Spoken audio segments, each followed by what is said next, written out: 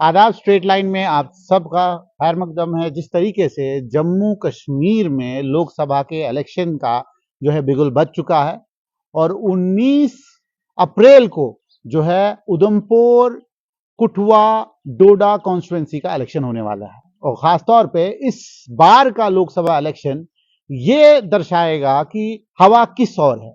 क्या भारतीय जनता पार्टी का जो कार्य है, जो काम है पूरे चुनाव खित्ते में, वो किस तरीके से वोट में कन्वर्ट होगा, या नरेंद्र मोदी जो प्रधानमंत्री हैं, प्रधान सेवक हैं पूरे भारतीय जनता पार्टी के और भारत के, क्या उनके कार्य चुनाव के लोगों को अच्छे लगे। और खासतौर पे जो विपक्ष में पार्टियां हैं जिन्होंने एक गठबंधन बनाया था जिसका नामकरण में जो है इंडिया अलायंस के नाम से खड़ा किया था, उसकी कहीं ना कहीं जो है टांगे कमजोर हो चुकी हैं, जिस्म कमजोर हो चुका है। लेकिन फिर भी चुनाव खित्ते में इस बारी एक अलग तरीके की सियासत देखने को मिलेगी। हमारे साथ हैं जोनल सदर शरशाद नटनू जी नेशनल कॉन्फ्रेंस के। इनसे बात करेंगे कि नेशनल कॉन्फ्रेंस का, क्योंकि जो पूरा हिस्टोरिकल पर्सपेक्टिव हमने जब देखा उधमपुर कॉन्स्टिट्यूंसी का, हमने ये देखा कि नेशनल कॉन्फ्रेंस ने भी जो है अपने उम्मीदवार बहुत बार उतारे लेकिन वो कामयाब कभी हो नहीं पाए। मेंबर ऑफ पार्लियामेंट किसी कभी ली नहीं, लेकिन बहुत बारी जो है तीसरे नंबर पे आए, दूसरे नंबर पे आए, लेकिन पहले नंबर पे कभी नहीं आए। इस सीट के ऊपर ज्यादातर जो है भारतीय जनता पार्टी या इंडियन नेशनल कांग्रेस के ही उम्मीदवार हमेशा जीते हैं। तो शरशाद जी, आपका स्वागत है स्ट्रेट लाइन में।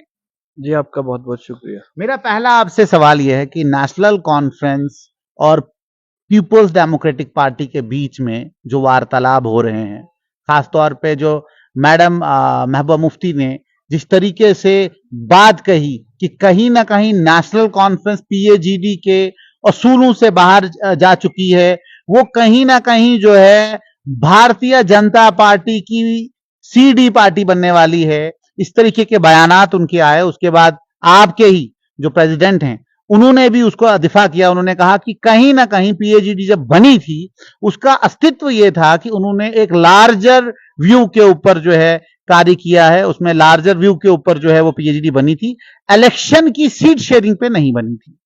तो अब आप हमें समझाएं, क्योंकि हम चुनाव खित्ते की बात करेंगे कि चुनाव खित्ते में जो जिस सीट पे आप अभी हैं, क्या नेशनल कॉन्फ्रेंस कांग्रेस को सपोर्ट करने वाली है या नेशनल कॉन्फ्रेंस अपना उम्मीदवार जो है फील्ड करने वाली है या किसी पार्टी को सपोर्ट करनी है? देखिए, सबसे पहले मैं आपको बताऊं कि जहां तक पीएजीडी का जिक्र है, जैसे डॉक्टर साहब ने, हमारे पार्टी प्रेसिडेंट या वाइस प्रेसिडेंट जनाब उमर साहब ने कहा कि पीएजीडी जब बना था वो किस एस्पेक्ट से बना था, क्यों बना था, वो एक खुली किताब है, ठीक है। और वो आपने देखा होगा, पीएजीडी ने डीडीसी के चुनाव इकट्ठे लड़े, ठीक। इस वक्त पीएजीडी का चुनाव नहीं है, इस वक्त लोकसभा का चुनाव जो है वो इंडिया अलायंस के तहत हम लोग इलेक्शन में लड़ रहे हैं और उसके अंदर खड़े हैं। जैसे उमर साहब ने भी कहा, फारूक साहब ने, जो अभी तक की बात है वो हम लोग इंडिया अलायंस के साथ है, इंडिया अलायंस के साथ ही कैंडिडेट उतरेंगे और इंडिया अलायंस में इलेक्शन लड़ेंगे। जहां तक आपने मैडम महबूबा जी की बात की, उनका स्पोक्स पर्सन मैं नहीं हूं, वो खुद अपनी बात का जवाब देंगे, लेकिन अगर उन्होंने कुछ ऐसा कहा है तो उनको सोच समझ के बोलना चाहिए, क्योंकि पीएजीडी जो है उसका अलग कंसेप्ट था। इस वक्त पूरे देश के अंदर जो है हम लोग इंडिया अलायंस में इलेक्शन लड़ रहे हैं। जितनी भी पार्टियां हैं, आपने देखा होगा जो गठबंधन है वो बहुत सारी पार्टीज का है। उसको लीड अगर कांग्रेस कर रही है, लेकिन उसके साथ बाकी पार्टीज मिलके कर रही है। तो और इंडिया अलायंस का कॉन्सेप्ट ये है, यहाँ वहां ये है कि जहां ये आपका बीजेपी का कैंडिडेट जीता है, वहां जो है ना इंडिया अलायंस का कैंडिडेट उतरेगा। जहां इंडिया अलायंस के पास ऑलरेडी कैंडिडेट जीता हुआ है तो वहां इंडिया अलायंस का कैंडिडेट उतरेगा। खबरों में ये भी आ रहा है कि चौधरी लाल सिंह को शायद चौधरी लाल सिंह कांग्रेस ज्वाइन करेंगे। खबरों में आ रहा है, मतलब अभी सिर्फ सुनी सुनाई बात ही है। और उनको शायद उधमपुर लोकसभा कॉन्स्टिट्यूंसी में जो है फील्ड करेगी कांग्रेस। क्या आपको लगता है? देखिए, अब मैं कांग्रेस की क्या बात करूं, हमें भी आपके ही माध्यम मैं कह से रहा हूँ, क्या क्या चौधरी लाल सिंह अगर आते हैं कांग्रेस की तरफ से, क्या नेशनल कॉन्फ्रेंस को सपोर्ट करेगी? इंडिया अलायंस के कैंडिडेट को तो नेशनल कॉन्फ्रेंस सपोर्ट करेगी। लेकिन जहां तक रसाना का केस जब हुआ उस वक्त चौधरी लाल सिंह का वहां पे जो जिस तरीके की तस्वीर आई, तो आपको लगता है कि नेशनल कॉन्फ्रेंस की विचारधारा के हिसाब से क्या वो चौधरी लाल सिंह को सपोर्ट करेंगे? देखिए, वो जो केस आप बात कर रहे हैं वो एक डिफरेंट स्टोरी है। उस पर जब ये तब बात करेंगे जब वहां वक्त पहुंचेगा। अभी फिलहाल ये है कि इंडिया अलायंस ने डिसाइड तो किया नहीं है। कौन कैंडिडेट होगा, किसको मैंडेट मिलेगा, ये सब जब आ जाएगा उसके बाद इस पे बात करना जो है ठीक रहेगा। जहां तक रही बात लाल सिंह साहब की या किसी और साहब की, तो ये वक्त बताएगा। अभी फिलहाल मैं आपको ये बताऊं कि इंडिया अलायंस का एक मजबूत कैंडिडेट होगा और टफ टाइम देगी भाजपा को, ये मैं आपको बता दूं। तो खास तौर पे जब चुनाव खित्ते की बात करेंगे तो बहुत सारे लोग कहते हैं कि बदलाव हुए हैं। जैसे अगर इलेक्शन पीछे हम 1971 के से देखें, पहले करण सिंह जो है 3 साल उनने हैट्रिक ली और उसके बाद कैंडिडेट बदलते रहे, जनता दल, फिर उसके बाद और भी अलग अलग कैंडिडेट आए और उसके बाद जो है बाजाबता 2 बार कंसेक्यूटिव जो है अभी जतिंदर सिंह जी जीत चुके हैं पीछे। और वोट मार्जिन भी अगर हम देखें, जो पिछला इलेक्शन था उसमें वोट मार्जिन बहुत ज्यादा था, 7,24,000 से ऊपर उनके वोट थे। और जो दूसरे नंबर पे तो वो तो मैं कहता हूँ हाफ मार्जिन भी टच नहीं कर पाए। उससे पहले गुलाम नबी आजाद को जब उनने पिछाड़ा तो तब भी जो है वोट मार्जिन थोड़ा कम था, लेकिन ये थी कि तब उतनी वेव नहीं थी। आज जब राम मंदिर भी बन चुका है, आज जब 370 भी खत्म हो चुका है, आज जब जितने मुद्दे थे जो नेशनल लेवल के मुद्दे थे वो कहीं ना कहीं खत्म हो चुके हैं, किस तरीके से अब भारतीय जनता पार्टी को उधमपुर कॉन्स्टिट्यूंसी में? देखिए, ये बदकिस्मती है। जहां तक आपने मंदिर की बात की या मस्जिद की बात की, सियासी जमातों को इस चीजों से बाहर रहना चाहिए। सियासत जो है वो कामकाज के ऊपर होनी चाहिए, क्योंकि हमारे पंडित जी होते हैं, मौलवी हजरात होते हैं, उनका काम है मंदिर मस्जिद का देखना और हमारा काम है उनको फॉलो करना। एक सियासी तंजीम को ये शोभा नहीं देता है कि वो हम लोग बनाए प्रेस्टीज इश्यूज बनाए, मतलब ये जो रिलीजियस चीजें हैं उनके ऊपर बात करना मुझे ठीक नहीं, मतलब मैं समझता हूँ ये थोड़ा सा आउट ऑफ द वे जाके ये लोग करते हैं। अगर रही बात इस सीट की जो आप बात बता रहे हैं, मैंने आपको कहा कि इंडिया अलायंस का मजबूत कैंडिडेट होगा और टफ टाइम बीजेपी को मिलेगा। लेकिन हमने ये भी देखा है जो पिछले 1971 से लेकर आज तक के जितने भी इलेक्शन के सिनेरियोज हमने देखे, हमने देखा बीजेपी का एक चंक ऑफ वोट है जो फिक्स्ड वोट है, जो पड़ता ही पड़ता है बीजेपी। जिस तरीके से लाल सिंह ने जब इंडिपेंडेंट डोगरा स्वाभिमान संगठन से लड़ा तो 19,000 वोट उनको आया, कुल 19,000 वोट आया। तो मैं उस हिसाब से देख रहा हूं कि अगर वोट मार्जिन कितना भी डाउन होगा, कहीं ना कहीं उधमपुर की सीट बीजेपी के ही खाते में जाती हुई दिख रही है। आप कौन से ऐसे मुद्दे हैं, जैसे अगर डेवलपमेंट की बात की जाए, उस लेवल पे बात की जाए, तो भारतीय जनता पार्टी की ही राज्य में कीरू, किरथई, रटले, पकड़लूल और उसके अलावा जो है आपका रोड हाईवेज की बात की जाए तो उस पर काम चल रहा है। और सबसे बड़ी बात है कि इसने फास्ट पेज में मुद्दे गिना रहा हूं आपको कि ये मुद्दे हैं, और उसके अलावा बहुत सारी और भी स्कीम्स है जो कहीं ना कहीं भारतीय जनता पार्टी ने यहाँ पे लाई है। टांटा में आपके बिजली आई और उसके अलावा मड़वा दक्षिण में भी जो है रोड का डिमार्केशन हो चुका है। मैं इसलिए बोल रहा हूं कि नेशनल कॉन्फ्रेंस ने पीछे जो वोट लिए हैं या कांग्रेस ने जो वोट लिए हैं वो कहीं ना कहीं अलग एक मुद्दे थे, लेकिन इस वक्त डेवलपमेंटल लेवल पे भी देखिए तो कहीं ना कहीं भारतीय जनता पार्टी को एक एज है कि वो कौन सा मुद्दा है, वो कौन सा मुद्दा है जिस मुद्दे को लेके जो है सरकार को घेरा जाएगा, भारतीय जनता पार्टी को घेरा जाएगा और खासतौर पे इस पूरे खित्ते में लोगों को बताया जाएगा कि भारतीय जनता पार्टी विकल्प नहीं है, विकल्प इंडिया अलायंस। देखिए, मैं आपको बताता हूं कि आपके कहने से ये नहीं होता है कि भाजपा ने क्या किया या किस सरकार ने क्या किया। मैं आपको याद दिलाता चलूं कि अगर आप 20-30 साल पीछे चले जाएंगे, 40 साल पीछे चले जाए, जब हमारे बुजुर्ग हुआ करते थे तो वो बटोत से पैदल आया करते थे। अगर आज एक रटली प्रोजेक्ट भारतीय जनता पार्टी के सरकार में आया, सरकारें बनती इसलिए है कि वो लोगों का काम करें। अगर एक आध काम इन्होंने भी किया हो तो हम उसको ये नहीं कहते कि नहीं किया, लेकिन जो ओवरऑल डेवलपमेंट होनी चाहिए थी, जो ओवरऑल लोगों को, गरीब को एक रिलीफ मिलना चाहिए था, वो कहाँ है? क्या मुझे बताइए आप बिजली का क्या हाल है, मुझे बताइए आपकी सड़कों का क्या हाल है, मुझे बताइए पानी का क्या हाल है। हर जगह जो है इस वक्त आपके मीटर्स का क्या, जो बिल लोगों, गरीब लोगों को जो पहले 100 कुछ रुपए का आता था वो आज 500-600 पे पहुंच गया है मेरे भाई। आप किस डेवलपमेंट की बात करते हैं? जो बिजली का 104 रुपए का बिल वो 500 कुछ पे पहुंच गया। जो आपका पानी का वो कुछ बहुत मिनिमम होता था आज वो हजारों में पहुंच गया है। जो सड़कों का आपका हाल देख लीजिए, अगर कहीं नई सड़क बनी है बहुत अच्छी बात है, लेकिन जो बनी हुई सड़कें जो उनका हाल देखें क्या है, गरीब को पूछे गरीब की क्या खस्ता हालत है। अभी इलेक्शन स्टार्ट होने दें, आप सारे मुद्दे देखेंगे आवाम के और आवाम को फैसला करने दें। ये आप और मैं फैसला करने से अच्छा है कि इस पे आवाम फैसला करे। आवाम को पता है कि उनको किस तरीके से पनिश किया गया। वोट शेयर की बात करते हैं, क्या आपको लगता है कि मजहब के नाम पे इस बारी वोट डालेंगे या डेवलपमेंट के नाम पे? देखिए, मैंने पहले ही आपको कहा ना कि मजहब के नाम पे सियासत नहीं करनी चाहिए, वो चाहे कोई भी हो। देखिए मजहब अपनी जगह है, हर एक का मजहब, हम हर एक मजहब की जो है रिस्पेक्ट करते हैं। हर मजहब अपनी जगह एक उसकी एक अपनी वहां पे जो है ना वो पहचान है, वो बाकी चीजें हैं। तो हमें मजहब को बीच में नहीं धकेलना चाहिए, हमें पॉलिटिक्स करनी चाहिए। अगर पॉलिटिक्स करनी है, politics for the sake of the people, not for the sake of the religion और समथिंग एल्स। पॉलिटिक्स इज, आप ये बताइए, भारतीय जनता पार्टी, हमारे डॉक्टर जितेंद्र सिंह साहब जो हमारे एमपी थे, वो ये बताए लोगों को उन्होंने क्या दिया, गरीब को क्या मिला। रेडले प्रोजेक्ट एक ले आए आप, लेकिन उससे एक पुनियाला के गरीब को क्या मिला, बलेस के एक गरीब को क्या मिला, आपके भारत के गरीब को क्या मिला, कितई चिनाब के जो गरीब से गरीब तबका है उसको क्या मिला।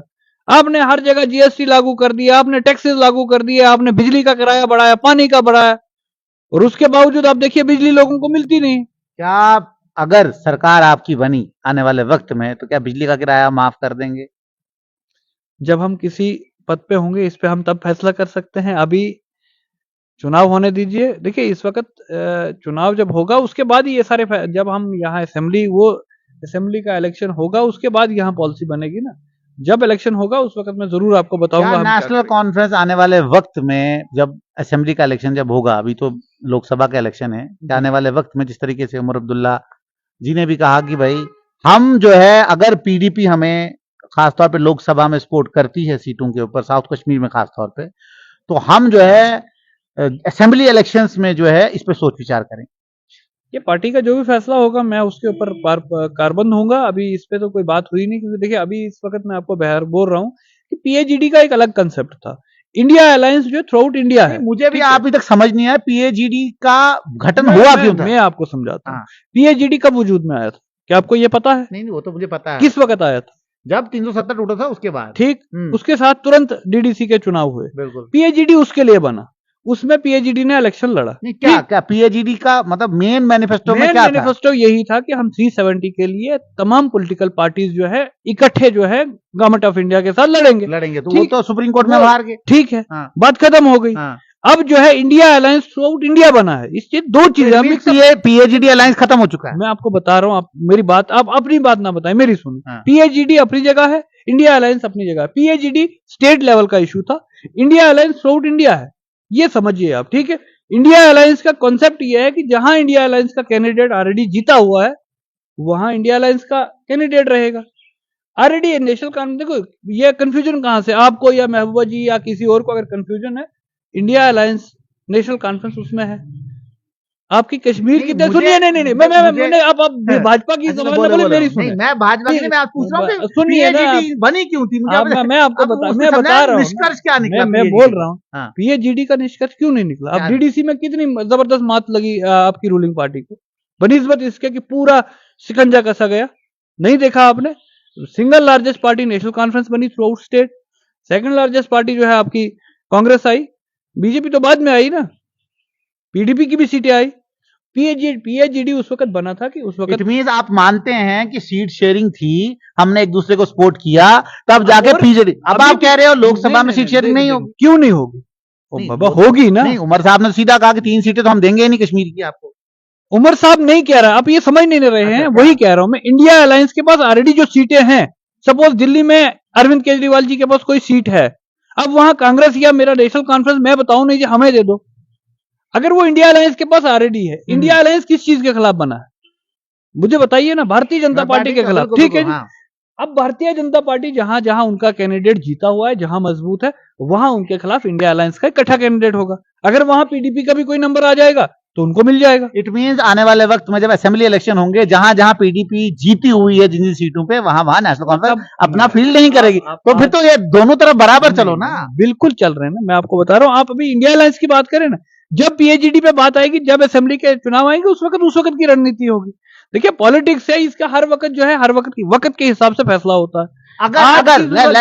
अगर हम देखें, सोनिया गांधी ने अगर इस पे कोई ऐसा डिसीजन लिया, या खरगे जी ने कोई डिसीजन लिया कि भाई आपको एक सीट जो है पीडीपी को देनी चाहिए, तो क्या नेशनल कॉन्फ्रेंस डाइजेस्ट कर पाएगी? देखिए उसकी हैसियत तो मेरी नहीं है, ये पार्टी लीडरशिप का फैसला है। करना चाहिए। जो भी फैसला पार्टी का होगा मेरे ऊपर, वो मैं उसको एक्सेप्ट करूंगा। नहीं, आपको लगता है एज ए पॉलिटिकल एनालिस्ट, आपको लगता है? मेरे लगने से या ना लगने से कुछ नहीं होगा ना, फैसला पॉलिटिकल लीडरशिप का है हमारी, ठीक है, जो भी लीडरशिप का फैसला होगा हम उसके साथ खड़े हैं। और मैं आपको ये बता रहा हूँ, देखिए जो हमारे तक अभी तक जो हमें इंस्ट्रक्शंस है, जो हमारे पास इंफॉर्मेशन है कि नेशनल कॉन्फ्रेंस इंडिया अलायंस में लड़ेगी और इंडिया अलायंस के ही कैंडिडेट नेशनल कॉन्फ्रेंस के होंगे। चाहे कश्मीर वैली में तो नेशनल कॉन्फ्रेंस का कैंडिडेट होगा, तो सपोर्टेड बाय इंडिया अलायंस। ठीक, आपके जम्मू, आपका उधमपुर, आपका करगिल, लद्दाख वाली सीट नेशनल कॉन्फ्रेंस एनडीए का पार्ट कभी भी नहीं बनेगी ना। अभी तो इंडिया अलायंस में है। अभी वही क्या नहीं, क्योंकि फारूक साहब ने एक बयान दिया था, उसमें कहा था कि भाई पॉलिटिक्स एक पॉसिबिलिटीज का एक बहुत बड़ा समंदर है, कभी कुछ भी हो सकता है। आप उसको उसी दिन उमर साहब ने क्लैरिफाई किया था। ठीक, उसको तोड़ मरोड़ के बयान को पेश किया गया था। फारूक साहब ने क्या कहा था? ऐसा कॉन्फ्रेंस ये नहीं कहा था कि मैं एनडीए में जाऊंगा।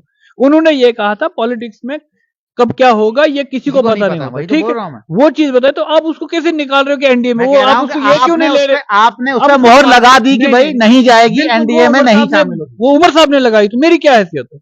अगर उमर साहब पार्टी के वाइस प्रेसिडेंट है, एक्स चीफ मिनिस्टर है, अगर उन्होंने लगाई तो मेरी तो बात ही कोई नहीं है ना। बात ही कोई नहीं है। तो ये हमारे साथ है सरसार नटनू जी, जो जोनल प्रेसिडेंट भी हैं चिनाब खित्ते के नेशनल कॉन्फ्रेंस के, जिन्होंने यूथ के, जिन्होंने कि ये बिल्कुल संक्षेप में कह दिया कि नेशनल कॉन्फ्रेंस जो है टक्कर देगी भारतीय जनता पार्टी को, वैली में तो देगी ही देगी, और उसके अलावा जो चिनाब का खित्ता है या पुंछ राजौरी का खित्ता है या जम्मू का खित्ता है, वहां पे भी नेशनल कॉन्फ्रेंस जो है अपना जोर लगाएगी और इंडिया अलायंस के साथ जो है इलेक्शंस में उतरेगी। अब देखेंगे कि 2024 में किस तरीके का रुझान आएगा और खास तौर पे लोग चुनेंगे किसको। आप देखते हैं स्ट्रेट लाइन, जुड़ते हैं स्ट्रेट लाइन।